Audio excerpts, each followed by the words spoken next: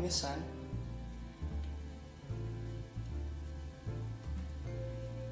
Inspector Morse, the popular 1987 TV series, was carefully cast with talented actors who brought depth and authenticity to their roles.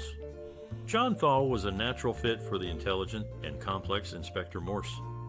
Producers were impressed by his previous work and his ability to portray the character's intellectual and emotional depth. Kevin Whately, who played Morse's sidekick, Sergeant Lewis, was chosen from over 80 actors who auditioned for the role. His chemistry with Thaw and his ability to balance Lewis's loyalty and skepticism were key factors in his casting. For the role of Chief Superintendent Strange, James Grout was an obvious choice due to his extensive experience in television and his ability to portray authority figures. His chemistry with Thaw and Whately helped create a dynamic and believable working relationship between their characters. The casting of the recurring characters was equally important. Among them, Amanda Hillwood, who played the pathologist Dr. Grayling, was chosen for her ability to convey intelligence and professionalism. Peter Woodthorpe, who played the role of Morse's rival, Chief Inspector Bell, brought a sense of gravitas and competitiveness to the character. Throughout the casting process, the producers looked for actors who could embody the complexities and nuances of their characters. They sought individuals who could bring their own unique perspectives to the roles while remaining faithful to the spirit of the original novels. The resulting cast created a memorable and enduring television series that continues to captivate audiences today. Down the Whore of Babylon. But it's all a bit of an act. I've never ever done it. Good for you. The directors of the 1987 TV series Inspector Morse, including Colin Gregg, Peter Hammond, and John Madden, brought a unique vision to life.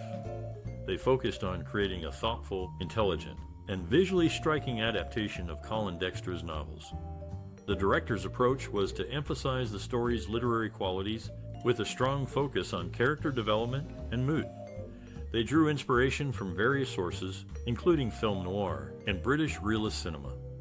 This influence is evident in the show's use of location shooting, which gives the series a distinctive sense of place and atmosphere. The directors also worked closely with the production design team to create visually striking sets and settings. The director's style was characterized by a restrained, understated approach. They favored long takes and carefully composed shots, using the camera to explore the characters and their world. This approach was well suited to the show's literary source material and helped to create a sense of depth and complexity. Collaboration was key to the success of the series. The directors worked closely with the cast and crew, encouraging input and ideas from all involved. They fostered a creative and supportive working environment, which helped to bring out the best in the actors and crew members. In particular, the directors worked closely with lead actor John Thaw, who played the titular role of Inspector Morse. They worked together to develop the character, drawing on Thaw's considerable talents as an actor. The result was a complex and nuanced portrayal of a man struggling with his own demons while trying to solve crimes. In summary, the directors of Inspector Morse brought a unique vision to life, drawing on a range of creative influences and working closely with the cast and crew. Their understated, thoughtful approach helped to create a series that is still admired for its intelligence, complexity, and visual style. People up the wrong way. Thanks again. Inspector Morse is a classic British TV series that first aired in 1987, based on the novels by Colin Dexter. The show follows the brilliant but troubled Detective Chief Inspector Morse, played by John Thaw, as he solves intricate murder mysteries in Oxford, England. The series is known for its complex plots, witty dialogue, and memorable characters. One of the reasons Inspector Morse has endured as a symbol of the TV industry is its high-quality writing and production values. The show's creators paid attention to every detail, from the intricate plot lines to the stunning Oxford locations. The result is a captivating and sophisticated viewing experience that has stood the test of time. As for favorite roles, it's hard to choose just one. John Thaw's portrayal of Inspector Morse is undoubtedly the heart of the show, but the supporting cast is also excellent. From the loyal Sergeant Lewis, played by Kevin Whately, to the many memorable villains and victims, each character is fully realized and adds depth to the story. Throughout the series, there are many funny, shocking, and sad moments that will stay with viewers long after the credits roll. From unexpected twists to heart-wrenching goodbyes, Inspector Morse is a roller coaster of emotions that keeps viewers on the edge of their seats. Do you have a favorite memory or personal experience related to Inspector Morse? We would love to hear your stories and memories in the comments below. Whether it's a favorite episode, a memorable quote, or a character you can't forget, share your thoughts with us and become a part of the Inspector Morse community. Same time as everybody else. Midnight? You close at midnight? No, closed early. After they went. The production of the 1987 TV series Inspector Morse was a meticulous process with great attention given to set design and location. The set designers aimed to create an Oxford-like atmosphere, recreating the interiors of historical buildings and colleges with authentic details. The exteriors were mainly filmed in Oxford, England, with the iconic Bodleian Library and Ashmolean Museum making appearances. Logistical challenges were plenty, as filming in a bustling city like Oxford required careful planning and coordination with local authorities. The crew had to work around the city's schedules, often filming early in the morning or late at night to minimize disruption. In terms of innovative techniques, the production team made use of the then new Steadicam technology. This allowed for smooth camera movements, enhancing the visual quality of the series. The Steadicam was particularly useful during chase scenes and other action sequences, providing a more dynamic viewing experience. The production of Inspector Morse was a testament to the power of detailed set design, clever location choices, and innovative filming techniques, all of which contributed to the series' enduring popularity. Never make Inspector if he doesn't follow correct procedures. Well, if you proceed. Inspector Morse, a British television series that first aired in 1987, is widely regarded as a prime example of quality programming. The show, which is based on Colin Dexter's novels, is set in the picturesque city of Oxford and follows the investigations of the brilliant but troubled Detective Chief Inspector Morse, played by the late John Thaw. One of the standout aspects of the series is the character of Morse himself. Though he can come across as pretentious, he is also intelligent, witty, and has a complex personality that evolves over the course of the series. However, some viewers feel that the character becomes less interesting and more politically correct in later seasons. The supporting cast is also strong, with Kevin Whately playing Morse's reliable sidekick, Sergeant Lewis. Another fan favorite is the character of Max, who appears in the first two series before meeting an untimely end. The show's writing is one of its greatest strengths, with intricate and engaging plots that keep viewers hooked. The early episodes, which are based on Dexter's novels, are particularly well regarded. Later, when the showrunners ran out of source material, they began creating original stories to keep the popular series going. In addition to its strong writing, Inspector Morse is also known for its beautiful cinematography, with sweeping shots of Oxford's iconic architecture and lush landscapes. The show's use of classical music and the classic red Jaguar car that Morse drives are also notable features. Overall, Inspector Morse is a must-watch for fans of British television and murder mysteries. Its complex characters, intricate plots, and beautiful cinematography make it a standout in the genre. While some viewers may find certain elements of the series less appealing in later seasons, the show's enduring popularity is a testament to its quality and impact. Man, or was, he's a sort of inventor.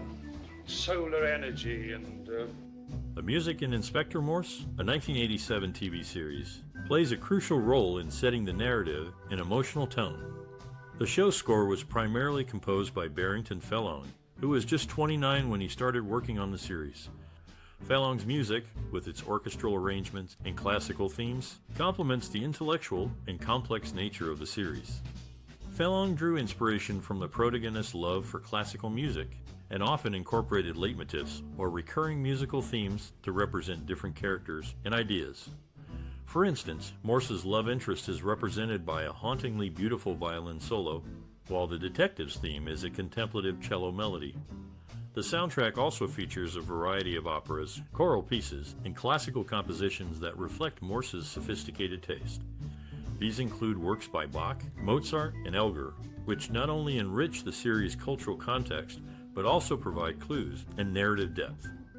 Fellowes' approach was to create music that would subtly enhance the storytelling without overpowering it. He once said in an interview, "I wanted the music to be an integral part of the series. something that would add to the atmosphere without being intrusive. The result is a soundtrack that not only complements the narrative and emotional tone of Inspector Morse, but also stands as a significant contribution to television music. It has been praised for its depth, intelligence, and emotional resonance, much like the series itself. Nearly. What time is it? In the TV series Inspector Morse, viewers had to wait until the 5th season to learn that the first name of the character Lewis is Robert, and it wasn't until the 8th season that Morse's first name, Endeavor, was revealed. The vintage Jaguar that Morse drove in the series had a real-life history of being a polished-up wreck that frequently broke down, requiring towing and close-up shots of John Thaw driving. The series music, including the title theme and incidental score, has been released on CD for fans to enjoy. I hope I can live up to that belief.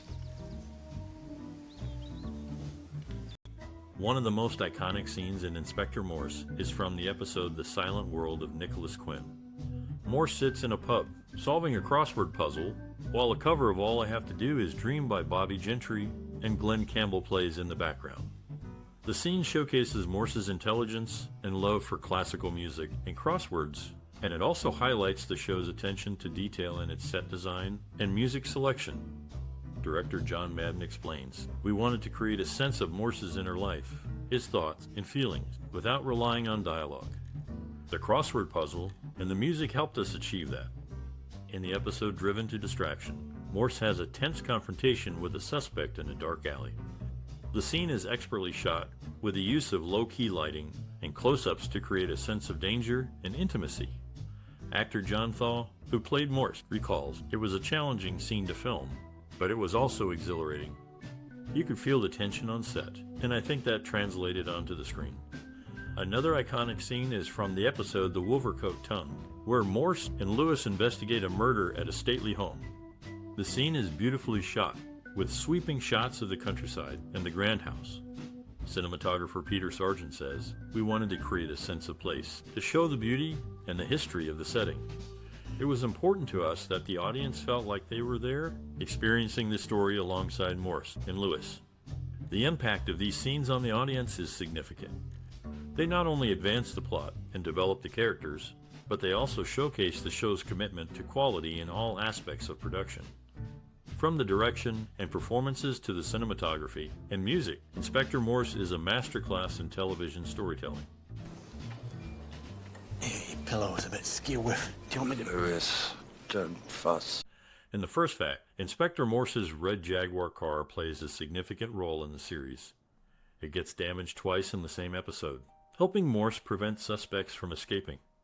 This iconic car is not just a mode of transportation, but also an essential tool in Morse's investigations. In the second fact, Ailish Hurley, a good friend of author Colin Dexter, served as a source of inspiration for the Inspector Morse novels. Hurley, who managed the chapter's bar at the Randolph Hotel in Oxford, England, made a brief appearance in the television series' final episode, The Remorseful Day. Her cameo was a mark of respect from Dexter, who was grateful for her friendship and support. Finally, the use of authentic period instruments in creating the source music adds to the series' historical accuracy and authenticity. This detail enhances the viewing experience, immersing audiences in the world of Inspector Morse.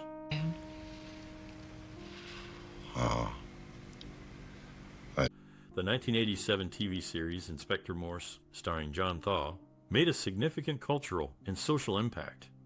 The show, set in Oxford, England, resonated with audiences due to its complex plots, rich characters, and intellectual dialogue.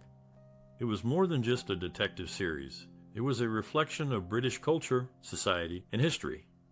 Morse's sophisticated character, with his love for classical music, literature, and real ale, was a departure from the typical detective stereotype. This complexity made him relatable and intriguing to viewers. The series also explored social themes such as class, privilege, and crime in a nuanced way, contributing to discussions and reflecting the societal concerns of the time. Inspector Morse influenced pop culture in various ways.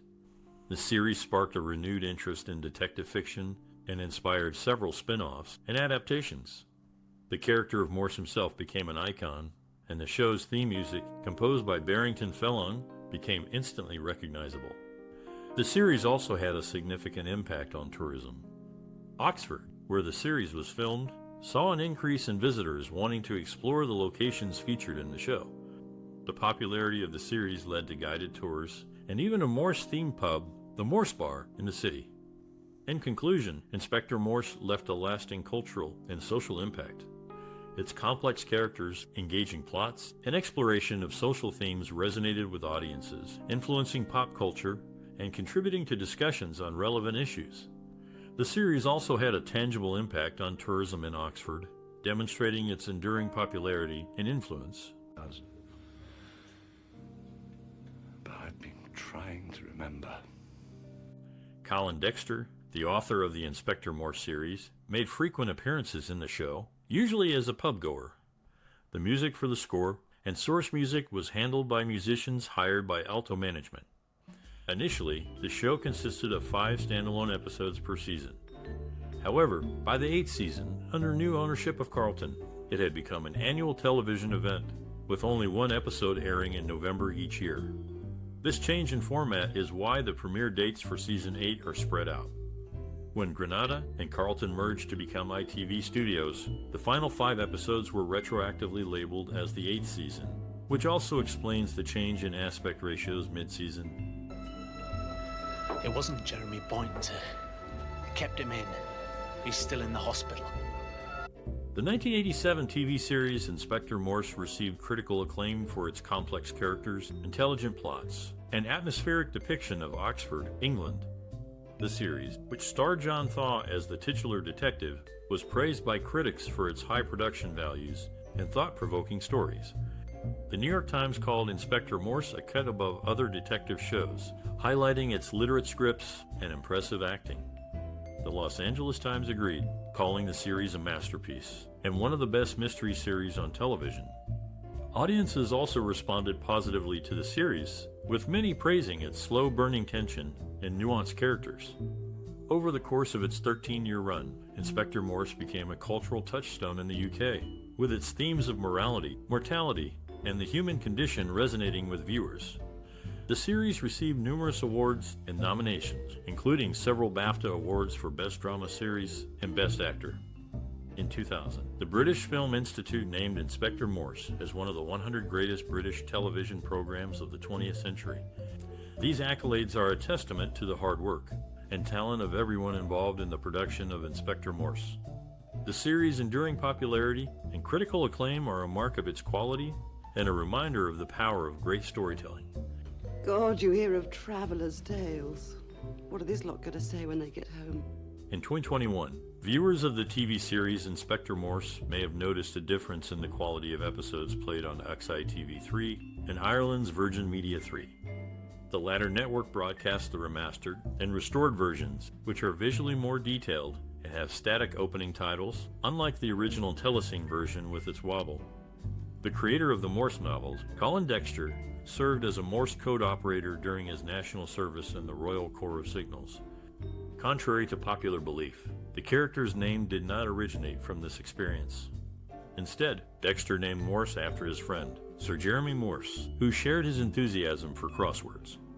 The iconic theme music of Inspector Morse includes the Morse code for the word Morse in its opening notes, with the same notes appearing at the end and in various places throughout the theme. According to the composer, these notes sometimes spell the name of the murderer, a cryptic version of the name, or an innocent character, although no specific names or episodes have been documented online.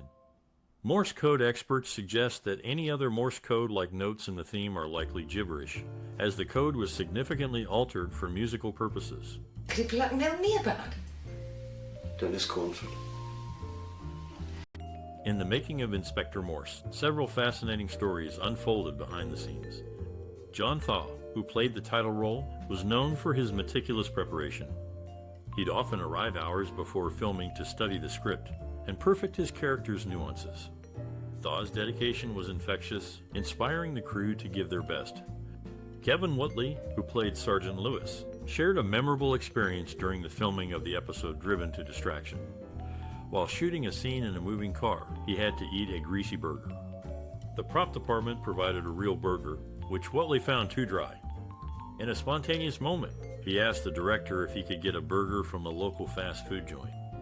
The director agreed, and Whately ended up eating a real burger in scene after scene, much to the amusement of the crew. The show's creator, Colin Dexter, often visited the set. His presence was a morale booster for the cast and crew. Dexter was known for his generosity and would often bring bottles of his favorite wine to share with the team. However, this led to a unique challenge. The prop department had to ensure that the wine bottles were always half empty, as Dexter didn't approve of drinking from full bottles.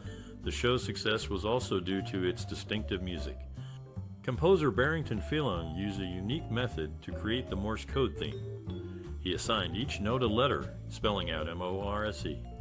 This innovative approach gave the show its signature sound, making it instantly recognizable. Despite the series' intellectual tone, there were moments of levity. In one scene, Morse and Lewis visit a pub. Thaw, a teetotaler, had to pretend to drink beer. To make it look authentic, he'd fill his mug with flat lemonade. One day, he accidentally grabbed a mug of real beer. Unaware, he took a sip, prompting a fit of laughter from Whately and the crew. These anecdotes offer a glimpse into the lighthearted and dedicated atmosphere behind the making of Inspector Morse. They showcase the cast and crew's commitment to creating a high-quality show, filled with both drama and humor. I wondered if you discussed it with him. Oh, I was wondering whether you thought again about what I said to you. In the 1987 TV series Inspector Morse, a noticeable number of cars appearing in certain episodes are of the Vauxhall brand, which was owned by General Motors at the time. This may suggest a product loan arrangement between the production and General Motors, rather than a formal paid product placement deal. Initially, Central Independent Television, one of the production partners, along with Zenith, was later acquired by Carlton Television. Carlton's home entertainment division, Carlton Video, produced a home video documentary titled Inspector Morse Rest in Peace, marking the end of the series. Eventually, Carlton merged with Granada Television to form ADV plc, later renamed ADV Studios. The high-definition restoration version of the series updated the copyright holder to ADV Studios. However, some broadcasters, streaming services, and physical home entertainment copies may still use earlier unrestored versions with different copyright holders. Interestingly, two individuals named Daniel or Danny Boyle were involved in the series production. Daniel Boyle was a writer for several episodes, while Danny Boyle is a film director. They are not the same person, nor did one use an alternate name for the other's work. Both may have contributed to separate episodes within the same season, but never jointly wrote or directed the same episode. Close your eyes. Open them. Inspector Morse, a British television series that first aired in 1987, has left a significant mark on film history. The show, known for its complex characters and intricate storylines, has had a lasting impact on the mystery and detective genres. Its influence can be seen in the way subsequent TV series and films approach crime-solving narratives with a greater emphasis on character development and psychological depth. Set in the picturesque city of Oxford, Inspector Morse showcased the region's architectural beauty and academic institutions, inspiring a wave of film and television productions to utilize similar settings. The series also popularized the use of classical music in TV soundtracks, with each episode featuring a different opera or orchestral piece. The show's success led to the creation of two spin-off series, Lewis and Endeavour, which continue to captivate audiences worldwide. Inspector Morse has also inspired numerous books, stage adaptations, and a video game, further solidifying its place in popular culture. Inspector Morse's legacy lies in its ability to weave together compelling narratives, memorable characters, and a rich atmosphere, creating a captivating viewing experience that continues to resonate with audiences today. Its influence on future filmmaking is evident in the many elements it introduced or refined, making it a true classic in the annals of television history. Your old flame turns up after 10 years. For God's sake, Scott. Come on, Anne. Mike's mad at you. Discovering the backstory of characters in the Endeavour prequel series can bring a new perspective to the original Morse series. For instance, the friendship dynamic between Max and Morse, who have worked together for a long time, becomes more interesting. Endeavour also provides explanations for certain character traits and plot elements in Morse. Gemma Jones, an accomplished actress, made appearances in the pilot episodes of both Inspector Morse and Wycliffe, contributing to the success of these detective series. In the original Morse novels, Inspector Morse drove a Lancia, but John Thaw, who played Morse, insisted that the character would drive a British car instead. Thaw's reasoning was so impressive that Colin Dexter asked his publishers to change Lancia to Jaguar in all subsequent reprints of his novels. But he didn't agree to give up his half share in the brewery. In the fourth season of Inspector Morse, the production shifted from Lee International Studios in Wembley to Goldcrest Elstree Studios, which had previously been known as EMI Elstree Studios. This change occurred after Brent Walker acquired the studio and renamed it. However, within a few years, half of the studio site was sold to Tesco for a supermarket, and the remaining half was eventually taken over by Hertsmere Council, restoring its status as a significant production facility for TV and film. Colin Dexter, the creator of Inspector Morse, had a fondness for crossword puzzles, which played a significant role in the solving of murders in the Endeavour pilot episode, a spin-off series that explores Morse's early days in the police force. Gemma Jones holds the distinction of being the first character to meet her demise in Inspector Morse. Her role in the series left a lasting impression, despite the brevity of her appearance. My secretary. Ask my wife, she'll tell you. I didn't get home till after 8. David Jason, known for his role in A Touch of Frost, is a notable fan of the detective genre, with Inspector Morse being one of his favorites. The show's final season saw a change in production, as Central Independent Television had been acquired by Carlton Television.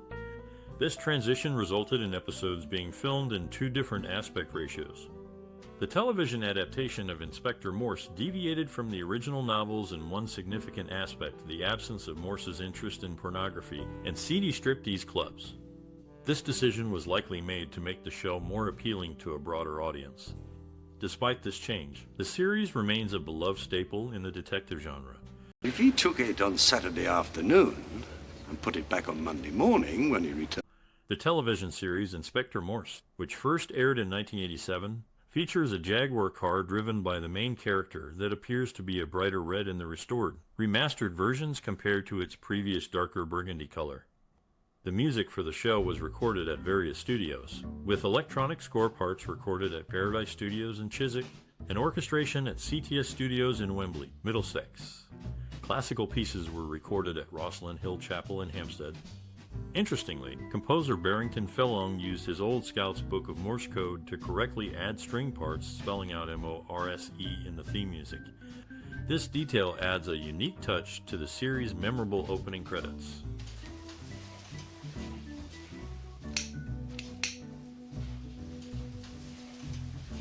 If you have fond memories of the 1987 TV series Inspector Morse, we'd love to hear them. Share your personal stories and experiences related to this groundbreaking show. How did it affect you, and what impact did it have on your perspective of cinema? We encourage you to like, share, and subscribe to our channel for more explorations into the world of classic television. Let's start a conversation and reminisce about the enduring legacy of Inspector Morse together. Don't forget to engage with fellow viewers by responding to their comments and sharing your own thoughts. This is a great opportunity to connect with others who also appreciate the timeless appeal of this acclaimed series. Join us as we celebrate the influence and impact of Inspector Morse, and let's keep the conversation going.